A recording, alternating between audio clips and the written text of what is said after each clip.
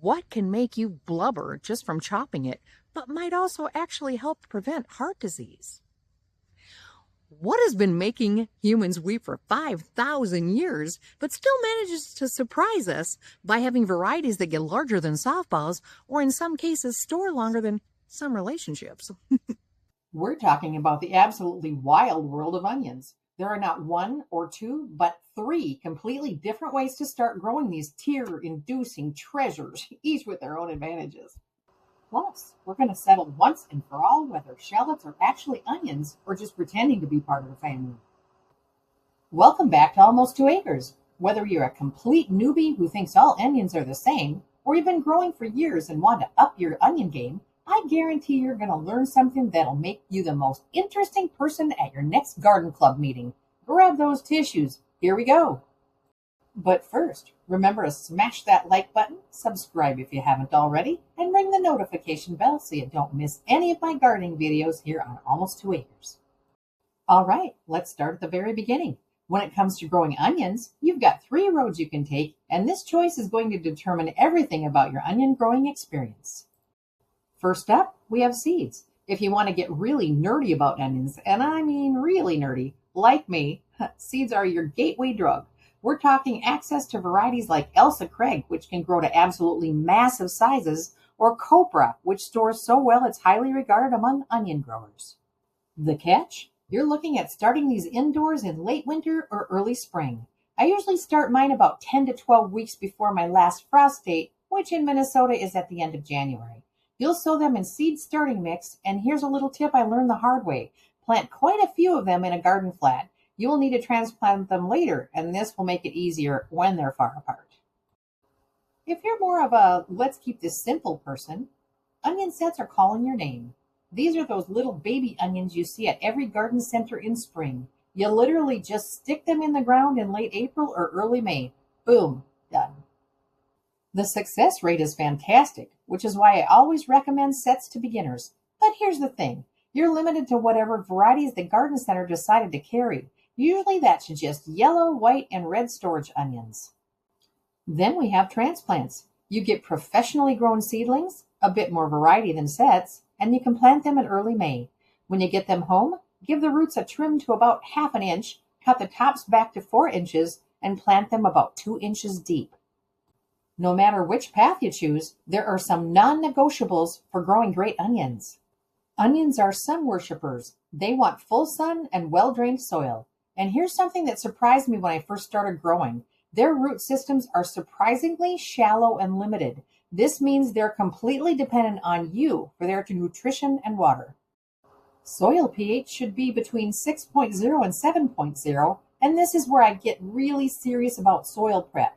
I'm talking generous amounts of compost or well-rotted manure worked into the soil before planting. Your onions will thank you for it. How you space your onions actually affects their final size. If you want green onions, you should space them about 1 inch apart. Small to medium-sized onions call for 2-inch space. But if you want those social media-worthy giant onions, space them 4 to 6 inches apart individually. More space equals bigger bulbs. It's that simple. This is the time onion growing gets really technical, and I wish someone had explained this to me when I started. Early in the season, onions need consistent, even moisture. Their shallow roots can't compete with weeds, and they can't reach deep for water like other plants.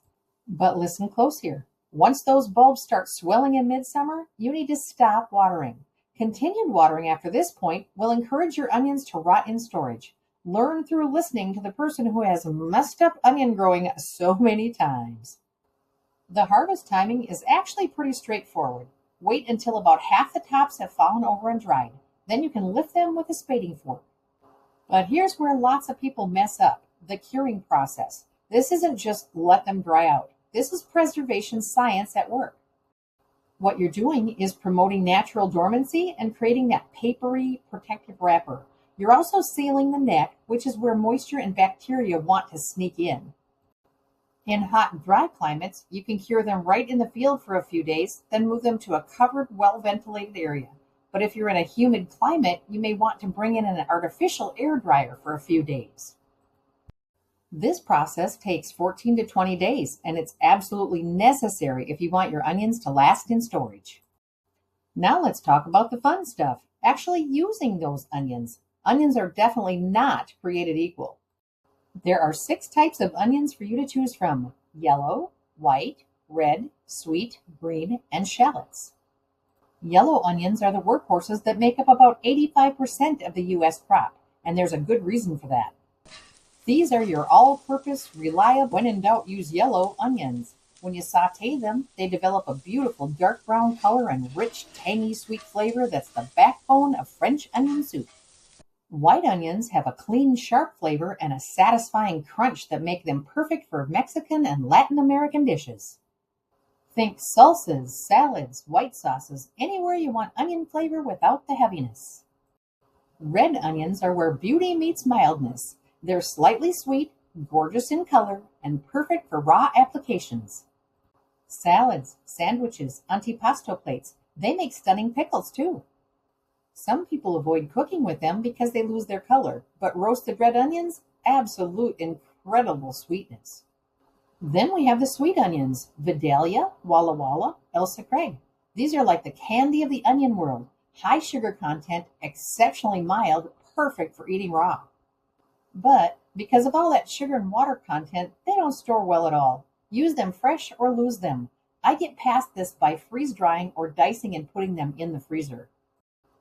Pearl onions and cipollini are little specialty onions. Pearls are small and round, cipollini are flat and Italian. Both are sweet and mild, perfect for pickling or roasting in stews. They add a great texture contrast to dishes. And we can't forget leeks and green onions. Leeks have a delicate, sophisticated flavor that's perfect for soups. Think potato leek soup. Green onions, or scallions, give you that mild, peppery bite that's perfect as a garnish or in stir fries. Let me give you a quick rundown of my go-to uses. Yellow onions, caramelizing, French onion soup, and general cooking. White onions, salsas, Mexican dishes, anywhere you want clean flavor. Red onions, raw in salads, grilled, or pickled. Sweet onions, raw applications, onion rings, anywhere you want mild sweetness. Shallots, sauces, vinaigrettes, and delicate dishes. Speaking of shallots, let's settle this once and for all. Are shallots onions? The answer is definitely yes. Botanically, shallots are Allium cepa variety aggregatum. They're literally a variety of the common onion. They used to be classified as a separate species, but modern science has put that debate to rest. What makes them different is how they grow. Instead of one seed making one bulb like a regular onion, shallots divide and multiply like garlic. You plant one, you get a whole cluster. This growing habit is actually what gives them their milder, more delicate flavor. So when you're making a vinaigrette and you want onion flavor without the punch you in the face intensity, that's when you reach for a shallot. All right, so you've grown this amazing crop and cured them properly. Now what? Storage is where the curing process really pays off. Traditional braiding isn't just pretty, it's scientifically sound. By weaving dried stems together and hanging them, you're ensuring maximum air circulation around each bulb. No moisture buildup, no spoilage. It's beautiful and functional. But remember which types to use for braiding. Sweet onions are terrible keepers no matter what you do. Walla Wallas might last a few weeks, but your hard storage onions can last months if cured and stored properly. If you want to preserve onions for cooking, freezing is incredibly easy. Dice them up, spread them on a tray to freeze individually. This is called flash freezing. Then pack them into containers with as much air removed as possible. The texture changes. They get soft, so they're only good for cooked dishes. But for soups, stews, and casseroles, perfect. Dehydrating gives you onion powder and dried onion flakes that can last for years. Slice them thin, about 1/8 to 1/4 inch, and run them through a dehydrator. Fair warning, your house is going to smell like onions for days. Take my word for this, your living room will not be fit for company for a few weeks. Don't dehydrate anything else at the same time unless you want onion-flavored everything. If you've got a freeze dryer like me, and I know more and more of you are getting these amazing machines, freeze-dried onions are absolutely incredible. Unlike regular dehydrating, freeze drying removes about 98% of the moisture while keeping the cellular structure intact. This means when you rehydrate them, they actually come back to nearly their original texture and flavor. You can dice them fresh and freeze-dry them as is, or even freeze-dry caramelized onions for an instant flavor bomb you can add to any dish. Freeze-dried onions can last 25 to 30 years in proper storage, and they rehydrate in minutes. It's like having fresh onions on demand, even in the middle of winter, or if this year's garden did not produce as well. Canning onions is serious business because they're low-acid vegetables. You must use a pressure canner. No shortcuts, no exceptions, no my grandma did it this way. The botulism risk is real with low-acid foods. If you're not comfortable with pressure canning, stick to freezing, dehydrating, and freeze-drying. Which of these onions do you want to try growing? Check out my affiliate links for great varieties and the Harvest Right freeze dryer in the description. Onions, they are so much more than just that thing that makes you cry when you're chopping them for dinner. From choosing how to grow them, to mastering the critical curing process, to understanding that shallots are definitely onions, to preserving your harvest for year-round use, there's a whole world of knowledge packed into this humble vegetable. My biggest takeaways: don't skip soil prep, stop watering when the bulb starts to swell, cure it properly for long storage, and pick the right onion for whatever you're going to use it for. Thanks for joining me today on Almost 2 Acres. If you like my faith-filled, coffee-drinking hippie vibe, please subscribe and bring along your friends. Until next time, let's get growing.